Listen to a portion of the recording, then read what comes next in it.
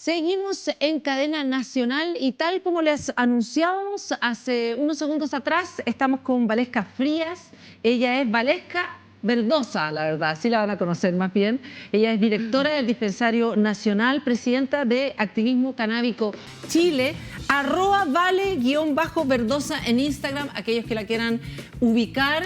Y estamos con, muchas gracias, Valesca, ¿cómo estás? Bien, muchas gracias a ti por el espacio, por darnos aquí la voz. Posibilidad de hablar, porque Exacto. eso es lo que quiero partir con hace 37 días que tu marido, Luis Quintanilla, está preso. Así es. 37 días. 37 días en prisión preventiva. En prisión preventiva. Sí. Por ser parte del dispensario. Por ser representante de esta asociación y porque el cultivo. Un cultivo de cannabis, él es el responsable de y está preso. Y está preso. Ya. Mientras dura la investigación, porque ni siquiera es culpable. O sea, es imputado. Exactamente. Es imputado de tráfico de drogas. No es tráfico, es cultivo. Es por cultivo ilegal. Él está por artículo 8 de la ley 20.000, que es cultivo ilegal. La ley nos pide un permiso del SAC, que hoy día esta institución no entrega. No la está entregando. No. Vamos a ver un video que él grabó además como el primer día en cuando, o sea, hace casi 40 días más o menos, él grabó un video justo antes de irse a la cárcel. Sí. Hola, mi nombre es Luis Quintanilla y soy presidente y fundador de Dispensario Nacional, la primera asociación de usuarios medicinales de cannabis en Chile. Estoy en mi casa con mi familia, mi pareja y mis 2 hijos y en unas horas más vienen a buscarme porque me voy a la cárcel. ¿Por qué me voy a la cárcel? ¿Porque maté a alguien? ¿Porque atropellé a alguien borracho? ¿Porque cometí un fraude? No. Me voy a la cárcel por ser presidente de una asociación de pacientes medicinales. Invitamos a manifestarse a la comunidad canábica y civil, a las autoridades y sobre todo a nuestro presidente Gabriel Boric, a quien hemos visto marchando junto a su pueblo cuando se han cometido injusticias. Esta también es una injusticia. Son muchos los usuarios que dependen del cultivo colectivo y del trabajo que hacen las asociaciones de cannabis en Chile. Yo soy solo una víctima más de los presos por plantar, no más presos por plantar. Mira, antes tuvimos una conversación media complicada en términos como antes de entrar acá al estudio. Yo te preguntaba si tú lo habías podido ir a visitar a la cárcel. ¿Está en qué? En Santiago 1. Está en Santiago 1. Sí, ahí está. 37 días por plantar marihuana. Sí. Ya. Y yo te preguntaba si tú lo habías visto o no. Y empezamos con una conversación que se empezó a complicar. Cuéntanos un poco cuál era la complicación de no contar que efectivamente lo habías visto. Porque lo he podido ver, pero en calidad de asesora parlamentaria, porque hemos podido entrar con diputados, con Jorge Brito, Ana María Gasmuri y con otros diputados que son parte de una bancada que busca la regulación por la paz. Porque ya hemos escuchado que la guerra contra las drogas no nos ha llevado a ninguna parte. Entonces esta bancada de diputados busca esta regulación que sea más tranquila y ellos incluyeron a Luis en un programa de vulneración de derechos humanos porque los primeros 11, 15 días fueron terribles en Santiago 1, estuvo sin agua, sin alimentos, sin poder dormir bien. Él sufre de un problema a la espalda, tiene distintas patologías que la cannabis también él es usuario medicinal. Entonces él entra en este programa de vulneración de derechos humanos y los diputados pueden hacer una visita fiscalizadora. Y es ahí donde yo puedo entrar como asesora de parlamentarios por ser directora de Dispensario Nacional. Entonces, en mi calidad como política lo he podido ver, pero como pareja no hemos podido tener acercamiento. Yo no he podido tener ninguna visita con él. Ya, es que no entiendo por qué está preso, la verdad. No entiendo por qué está preso, porque el Dispensario Nacional es una comunidad en la cual todos y todas, cualquiera que sea, prescrito por un doctor, un psiquiatra, que necesita la cannabis medicinal, psiquiatra en el caso de que sea psiquiatra, oncólogo en el caso de que sea un oncólogo, recibe una receta, todo eso es legal, en la cual alguien me lo tiene que dispensar, alguien me tiene que dar esa receta, ¿no es cierto? Sí. Y el Dispensario Nacional existe para eso. Exactamente. Esto es un cultivo colectivo, privado, cerrado, mancomunado. O sea, los aportes que se entregan, obviamente, tiene que haber un flujo de dinero porque hay arriendos, mano de obra, el cultivo, toda la implementación que es para que el cultivo salga como lo necesitan las personas. Porque hoy día lo que hacen las asociaciones es alejar al usuario del narcotraficante y de que te entreguen una cannabis que no sabes el nombre, no sabes cómo fue manipulada, no sabes si fue alterada, no sabes nada. Y eso finalmente no puede ser medicina para una persona que está con un cáncer terminal, con una epilepsia o con un niño que necesita ratios de THC, ratio? O sea, como... el equilibrio que tienen el THC, CBD, porque aquí no es solo un componente de la cannabis, no es solo el CBD lo que nos ayuda medicinalmente. El CBD es un compuesto que tiene la cannabis, una molécula que no es psicoactiva. Tenemos el THC que nos da este efecto psicoactivo y el CBD que dicen que es el efecto más medicinal, pero finalmente ambas moléculas nos entregan efectos medicinales para ayudarnos con la patología. Si efectivamente yo puedo tener una receta, si es legal que me den una receta, ¿es legal que existan digamos, estas asociaciones, estos dispensarios? Porque tu marido está preso. No entiendo esa parte. Porque la ley tiene un vacío que, si bien habla de poder cultivar, consumir, portar, nos pide un permiso del SAC para el cultivo, al menos. ¿Ya? El SAC hoy día nos ha entregado un oficio que dice que no entregan este permiso para personas para uso personal, ni menos para el colectivo. El documento que entrega el SAC hoy día es para fines industriales, investigativos, comerciales, para plantaciones grandes, ¿cierto? Para el cultivo de cáñamo. Hoy día tenemos muchos cultivos de cáñamo autorizados, pero el cultivo de cannabis hoy día está penalizado. Y porque la ley tampoco tiene una cantidad clara. Hoy día hay una ley que se está en tramitación, que es la ley antinarco, que ahí vienen indicaciones específicas que hablan de la ley, de la receta médica, y hablan también de un uso personal, que podemos tener 5 plantas en nuestro patio, 2 metros cuadrados para quienes cultivan en interior, andar portando con cierta cantidad también. Ahora recién vienen estas indicaciones, pero en la ley 20.000 no hay ningún límite. Entonces, ya, pero para poder entender de nuevo, en el dispensario nacional toda la gente que está es como una sociedad, ¿no? Sí. En el fondo uno participa de una comunidad. De una comunidad. ¿Okay? Y toda Claro. esa gente tiene receta. Toda esa gente tiene receta. Toda esa gente tiene una patología que supuestamente que la cannabis va a ser, medicinalmente le va a servir. Para la ansiedad, por lo que decís tú, para los dolores, para de repente un tratamiento. Epilepsia, Parkinson, etcétera. mal de Crohn. Hoy Entonces, día son muchas las patologías que la cannabis ayuda. ¿Cuántas patologías son más o menos?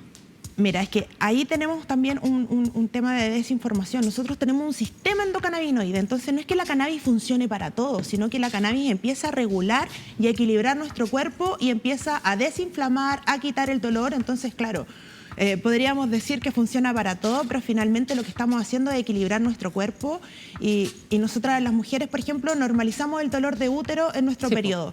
En el cuerpo el dolor no es normal y lo que hace la cannabis es desinflama el útero, alivia el dolor, pero eso es lo que hace finalmente, equilibrar nuestro cuerpo.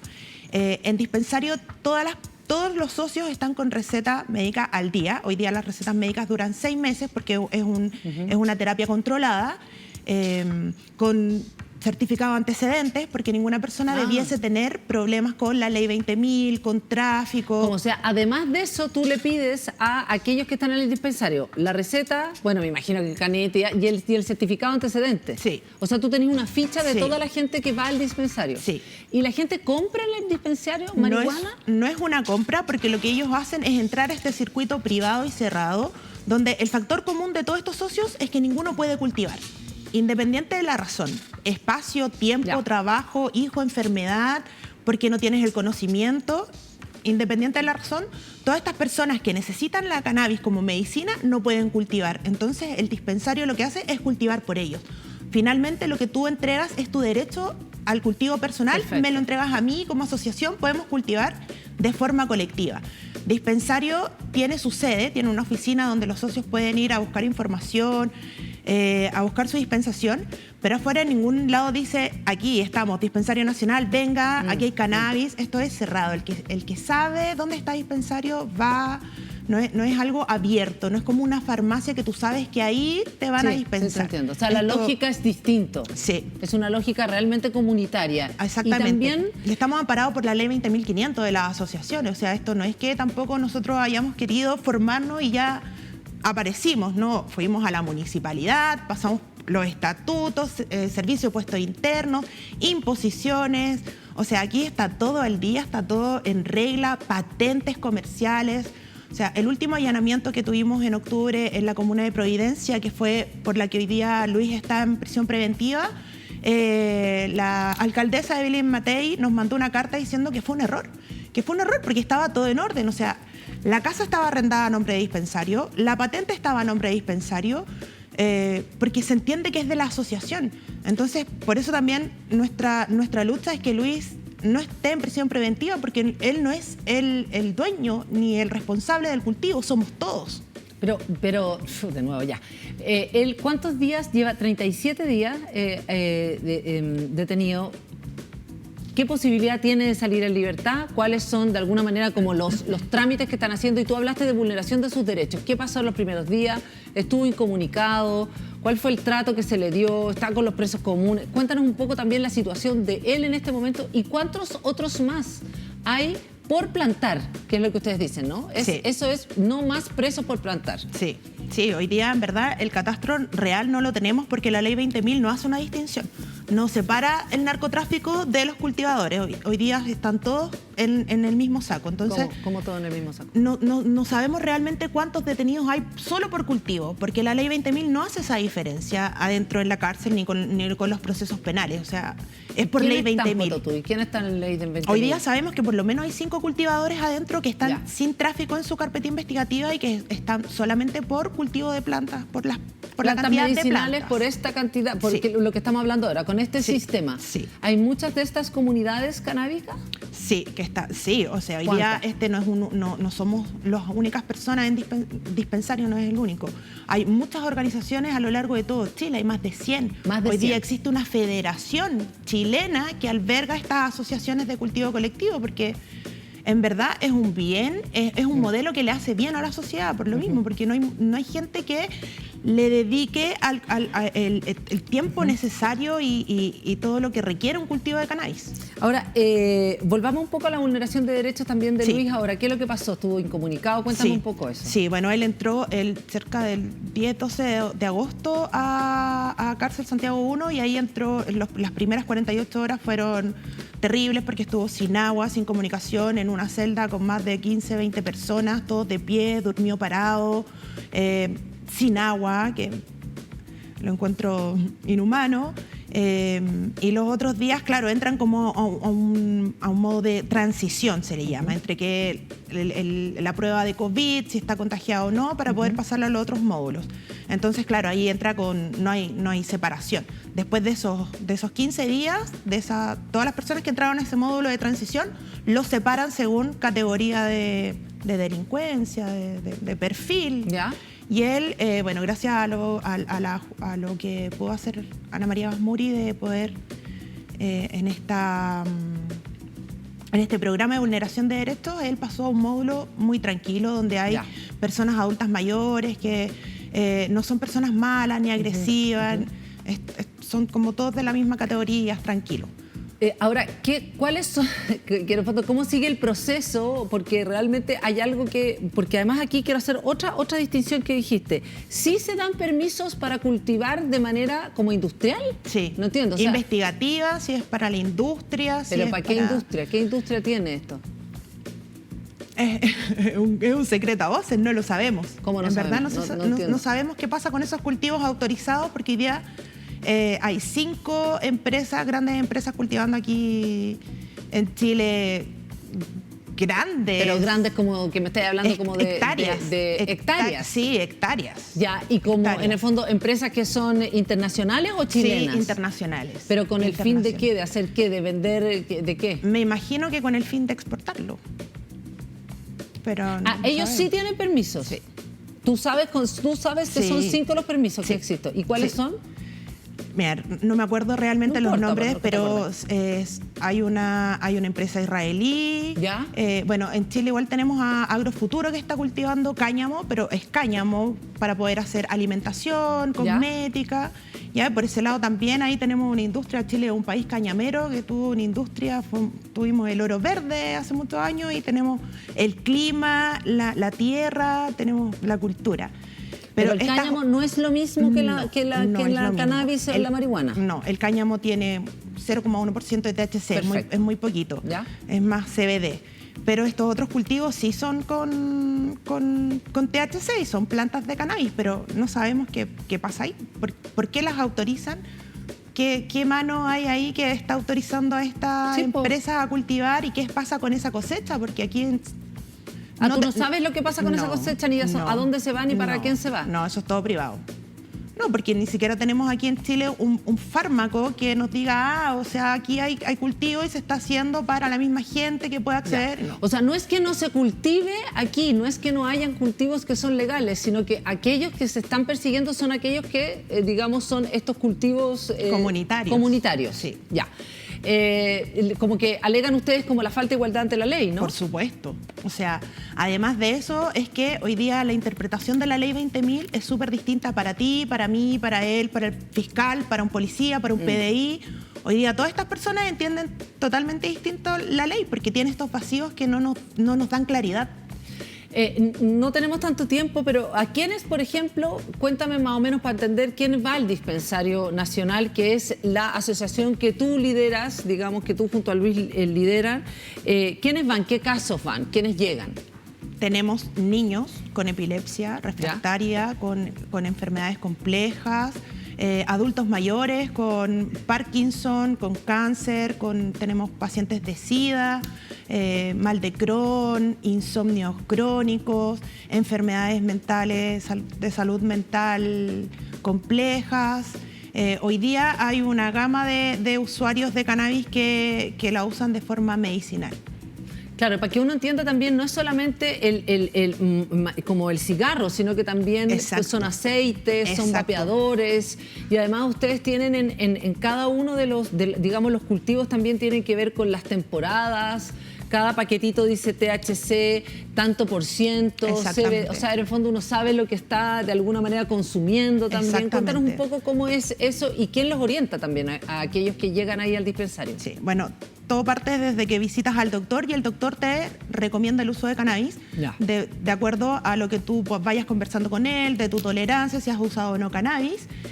Pueden ser en gotitas, resina, vaporización, ¿cierto? Pero lo que no se recomienda es el uso pirolítico, que es el cañito, el famoso cañito. Y eso es porque el fuego es tan potente que mata todas las moléculas del cannabis y no logramos rescatar ningún efecto medicinal. A diferencia de la vaporización, que podemos controlar la temperatura y ahí también controlar los efectos que yo quiero en mi cuerpo y en mi patología, porque no todas las patologías ni todos los cuerpos son distintos, entonces va variando. Y con el aceite también, que se usa de forma complementaria al uso de la vaporización, porque es más preventivo. El aceitito no es que funcione inmediatamente, sino que lo vamos a tomar y a los 3-4 días vamos a notar un efecto más tranquilo, más relajante, poder dormir bien. Cuando llegan a dispensario, tenemos terapeutas que acompañan a los pacientes, ¿cierto? Yo soy una de ellas que me encargo de entregarle información, reducción de daño, poder entregarle también las variedades que tienen. Como tú bien decías, cada paquetito dice el nombre de la variedad, cantidad de THC, CBD, tiene un análisis cromatográfico para saber si realmente te sirve o no te sirve, porque aquí no es que vas a la farmacia y te compras un remedio que no te funcionó y que el remedio quedó guardado, no, aquí la idea es poder acompañarte hasta que realmente tengas un bienestar, tengas un alivio y que la medicina funcione.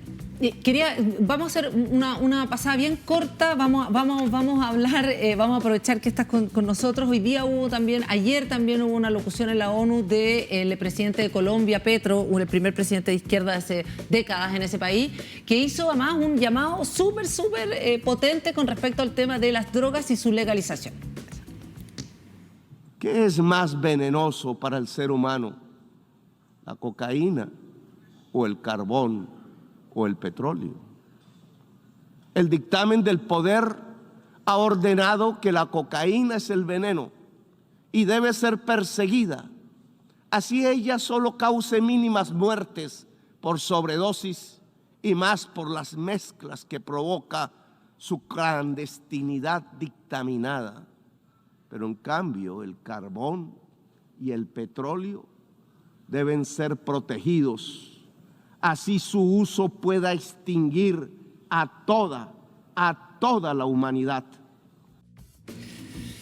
Mira, Petro además viene hace harto rato con respecto al tema de la lucha contra el narcotráfico, donde Colombia efectivamente es un tema más o menos clave, pero él plantea definitivamente que la lucha contra la droga no ha llevado a nada los últimos 40 años, exactamente. Ha sido un desastre total. ¿Tú crees que hay que ir avanzando en la legalización? Por supuesto que sí. Hoy día necesitamos una regulación porque nuevamente es un secreto a voces todo lo que está pasando aquí en Chile. Tenemos dispensarios, tenemos grow shop, tenemos consultas médicas, tenemos estos cultivos, tenemos agrofuturo, por otro lado, potenciando el cáñamo. Entonces, solo nos falta regular y poder darle estas directrices a la ley 20.000 que habla de... Yo sé que la comunidad canábica no quiere límites porque estamos en nuestros derechos, pero hoy día necesitamos tener un límite de cantidad de plantas para que nadie más se vaya preso por plantar. ¿Cuántos son los límites que hay ahora? No hay. La ley 20.000 no te dice. Por eso te decía que hoy día un policía, un PDI, un fiscal interpretan súper distinto la ley. Hoy día hay gente que se ha ido detenida por 3 plantas. Por 3 plantas de cannabis han pasado por prisión preventiva también. Entonces es un castigo adelantado hacia los cultivadores. La comunidad ha sido criminalizada hace muchos años y la persecución tiene que parar porque, como dice Petro, la guerra contra las drogas en 40 años lo que ha hecho es llenarle los bolsillos a los narcotraficantes y no lo es. La ley 20.000 en este caso no está yendo con los narcotraficantes, se está yendo con las presas más fáciles que hoy día son los cultivadores de cannabis. O sea, una ley que además para todo el tema que estamos hablando sobre los narcos, esto, tampoco tú le ves ninguna utilidad. No. Ahora, ¿cuál crees tú que va a ser y en cuánto tiempo más Luis va a poder volver a la casa? La investigación acababa ahora el 16 de septiembre. La Fiscalía dio una audiencia de término de investigación el 11 de noviembre. O sea, no sé qué va a pasar entre el 16 de septiembre y el 11 de noviembre. Lo va a tener todavía en prisión preventiva.